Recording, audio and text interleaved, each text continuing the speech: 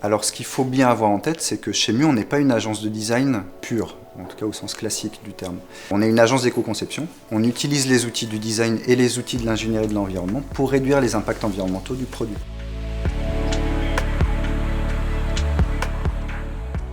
En tout cas, si on avait des dogmes chez Mu, on dirait qu'il n'y a pas d'évaluation environnementale s'il n'y a pas un minimum de conception, parce qu'on n'est pas là pour faire des rapports avec des graphiques qui restent dans les tiroirs, et pas de conception s'il n'y a pas un minimum d'évaluation, parce qu'on n'est pas là pour mettre du bambou partout parce que c'est écolo, parce qu'on sait que ça l'est, mais sur des tout petits périmètres.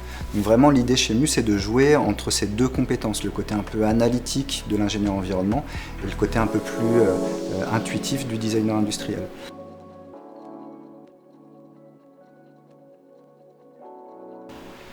On a monté Mu sous forme de SCOP.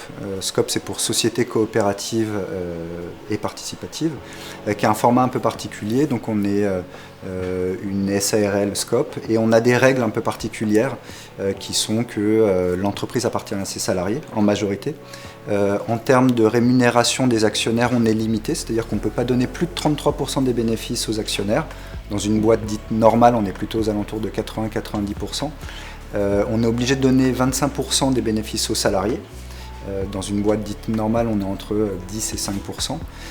Et puis, on est obligé de mettre 16% en réserve, remis au pot pour faire fonctionner l'outil qu'est la SCOP. Et vraiment, nous, on a créé Mu avec cette idée que c'était un outil. C'est-à-dire qu'on est les deux premiers utilisateurs de cet outil. Et c'est un outil dans lequel on va mettre du temps et des compétences et qui va nous générer du salaire. Mais on savait qu'au départ, même si on n'était que les deux premiers utilisateurs, on voulait avoir d'autres personnes à qui allaient aussi être copropriétaires de cet outil. Et aujourd'hui, sur les 14 salariés, on est 7 associés. Donc on a 7 copropriétaires de cet outil. Et l'idée, c'est que voilà, tout le monde puisse se l'approprier et le faire évoluer.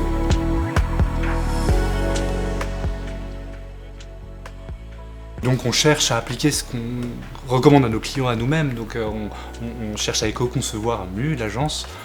Et on a en 2017 fait l'évaluation environnementale de nos activités. On s'est rendu compte qu'on avait des impacts prioritaires, qui étaient notamment l'alimentation, mais aussi donc l'alimentation du midi, le repas du midi et la viande qu'on consommait le midi, et puis nos équipements électriques et électroniques à l'agence. Donc on a mis en place un plan d'action, et puis on a fait de nouveau une mesure l'année dernière pour se rendre compte qu'à l'échelle de l'agence, on avait réussi à limiter l'augmentation d'impact sur le changement climatique de 2%, mais surtout qu'on a réduit à l'échelle de chaque salarié l'impact de 36% et à l'échelle du chiffre d'affaires de 50%.